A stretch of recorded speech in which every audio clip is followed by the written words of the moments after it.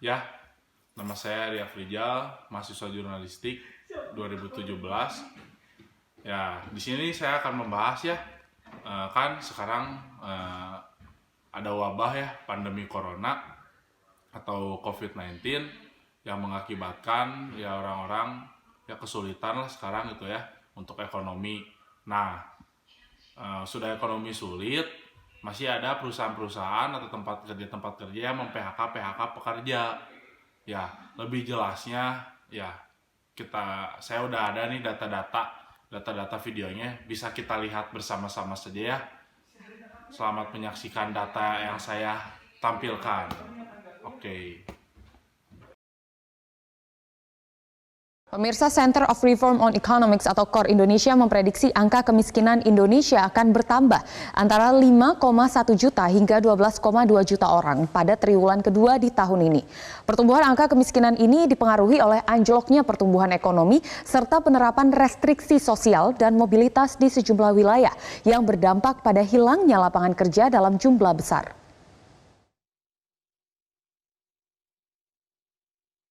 Penerapan kebijakan restriksi sosial dan mobilitas di berbagai wilayah memberikan dampak bagi terhentinya kegiatan berusaha.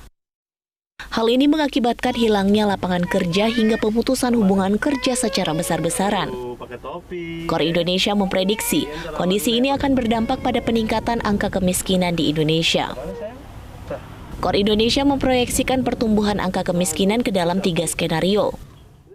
Dalam skenario berat, angka kemiskinan akan bertambah 5,1 juta orang atau tumbuh 30,8 juta orang. Dalam skenario lebih berat, tumbuh 8,25 juta orang.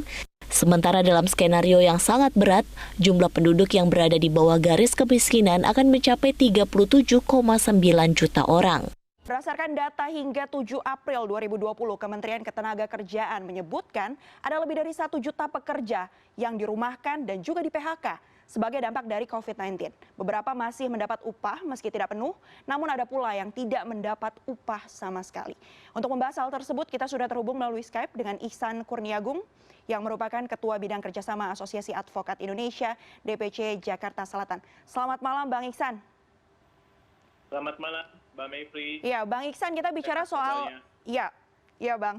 Nah, kita bicara soal PHK dan dirumahkan. Ini kan adalah dua hal yang berbeda. Sebenarnya apa saja sih Bang yang bisa dilakukan pekerja jika mereka mengalami hal ini? Baik, jadi selamat malam sebelumnya CNN. Perkenalkan diri, saya dengan Ihsan, saya advokat yang juga merupakan praktisi hukum bisnis. Jadi mungkin saya bisa jelaskan.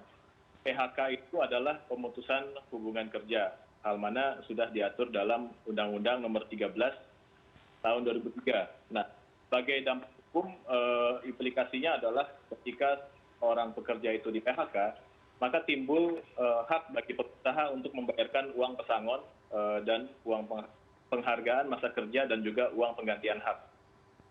Sementara mengenai istilah dirumahkan sendiri, sebetulnya ini tidak secara tegas diatur atau dikenal dalam Undang-Undang 13 tahun 2003. Dalam prakteknya, kebijakan untuk merumahkan seorang pegawai ini adalah dengan cara meliburkan atau membebaskan pekerja untuk tidak melakukan pekerjaan sementara waktu. Nah, ada dua pendapat mengenai hal ini. Daripada usaha, ini sebetulnya sudah sesuai dengan ketentuan pasal 3 ayat 1 Undang-Undang Ketenagakerjaan yang mengatur bahwa upah tidak dibayar apabila pekerja atau buruh tidak melakukan pekerjaan. Begitu. Oke, kemudian apa yang bisa mereka lakukan ketika mereka dirumahkan atau bahkan di PHK, Bang? Baik, jadi terhadap para pekerja yang terkena dampak PHK atau dirumahkan dan mereka merasa dirugikan karena prosesnya itu mungkin tidak sesuai dengan ketentuan undang-undang maupun perjanjian kerja atau peraturan perusahaan, maka pekerja bersangkutan dapat melakukan upaya hukum atau langkah-langkah yang sudah sebetulnya diatur dalam ketentuan Undang-Undang Nomor 2 Tahun 2014 tentang perselisihan hubungan industrial. Nah, pertama-tama mereka dapat mengupayakan untuk mencapai suatu kesepakatan melalui perundingan bipartit antara perusahaan dengan pekerja. Apabila dalam 30 hari tidak tercapai kesepakatan, maka perselisihan kemudian dapat dicatatkan oleh salah satu pihak ke instansi yang bertanggung jawab di bidang ketenagakerjaan. pada umumnya Dinas Tenaga Kerja melalui cara mediasi atau konsiliasi. Nah, kemudian dalam proses akhirnya, proses tersebut dinamakan tripartit yang akan difasilitasi oleh mediator, akan diberikan bentuknya anjuran tertulis kepada para pihak yang berselisih. Apabila keberatan tersebut, anjuran tertulis tersebut ada pihak yang keberatan, maka pihak yang berkeberatan dapat mengajukan gugatan ke Pengadilan Hubungan Industrial. Dan saya juga telah mengecek bahwa instansi Dinas Tenaga Kerja dan juga Pengadilan Hubungan Industrial tetap beroperasi secara normal selama pandemi ini. Jadi bisa dipastikan baik pemerintah maupun lembaga yudikatif memastikan hak-hak pekerja tetap dapat diupayakan kalau memang ada yang dilanggar. Tapi memang seperti yang tadi disampaikan oleh Mbak Mayfrey, saya juga mencatat bahwa saya selalu memantau. Khusus untuk DKI Jakarta, kita bisa mengecek bahwa mereka selalu memberikan update di akun Instagramnya misalnya. Ini sampai dengan data per kemarin 9 April, sudah ada kurang lebih 15.721 perusahaan yang memberikan dampak terhadap 94.334 pegawai.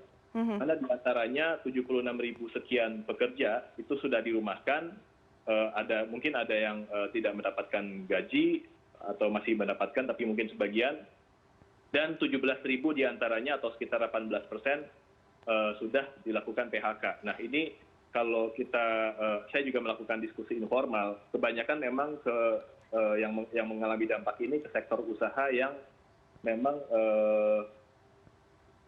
terdampak ya, seperti pariwisata, hotel, hiburan, dan lain-lain.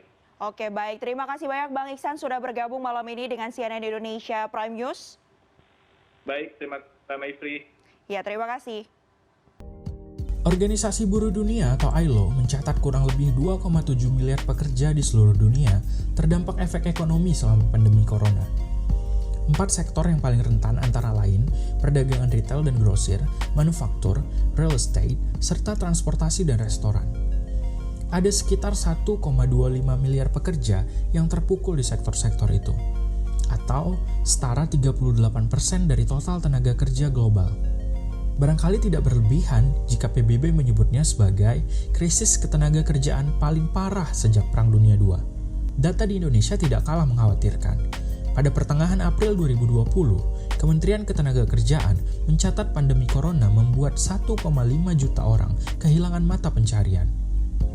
Hanya 10% atau 160.000 diantaranya yang kena pemutusan hubungan kerja alias PHK. Hampir 90% sisanya yang berjumlah 1,08 juta berstatus dirumahkan. Apa bedanya? PHK berarti pemberhentian status pekerjaan seseorang di sebuah perusahaan. Bisa karena pengunduran diri, habis kontrak, atau sengaja diberhentikan. Undang-undang mengatur pengusaha wajib membayar uang pesangon kepada karyawan yang di-PHK sesuai masa kerja. Sementara itu, dirumahkan berarti seseorang masih berstatus karyawan, namun ia diliburkan dari pekerjaannya untuk sementara waktu. Kami menemukan sejumlah kejanggalan dalam interpretasi maupun penerapannya di lapangan. Misalnya untuk pertanyaan, apakah pekerja yang dirumahkan tetap digaji atau tidak? Ketua Asosiasi Pengusaha Indonesia, Haryadi B. Sukamdhani, mengatakan tidak. Alasannya sudah sesuai dengan pasal 93 ayat 1 Undang-Undang Ketenagakerjaan yang berbunyi upah tidak dibayar apabila pekerja atau buruh tidak melakukan pekerjaan. Pendapat ini kemudian dibantah oleh Asfinawati, Ketua Yayasan Lembaga Bantuan Hukum Indonesia. Asvin juga mengacu pada Undang-Undang Ketenagakerjaan pasal 93, tapi ayat 2 yang menyatakan upah harus tetap dibayar jika pekerja bersedia melakukan tugasnya, tapi pengusaha tidak mempekerjakannya. Menurut Asvin, aturan itu membuat ayat 1 tidak berlaku, dan yang paling tepat untuk dijadikan acuan dalam kondisi pandemi. Hal serupa diungkap Erik Manurung di kanal Hukum Online. Ia menjelaskan, besaran upah memang bisa lebih rendah dari biasanya, tapi nominalnya adalah hasil perundingan dengan pekerja atau serikat pekerja, bukan sepihak dari pengusaha. Pandangan lebih skeptis diungkapkan oleh Elena Eka Rahendi, Ketua Serikat Pekerja Media dan Industri Kreatif untuk Demokrasi, atau Sindikasi. Menurutnya, kebijakan dirumahkan hanyalah akal-akalan perusahaan agar tidak membayar pesangon. Tidak lama setelah pandemi muncul, Sindikasi membuka posko pengaduan untuk pekerja yang di-PHK atau dirumahkan. Hasilnya, perusahaan-perusahaan tidak hanya mem-PHK para karyawannya tanpa pesangon, ada juga yang memotong gaji secara sepihak. Meminta karyawan tetap masuk tanpa perlindungan yang cukup, meminta tetap masuk tapi gaji dipotong, atau mempersilahkan kerja dari rumah tapi dihitung cuti.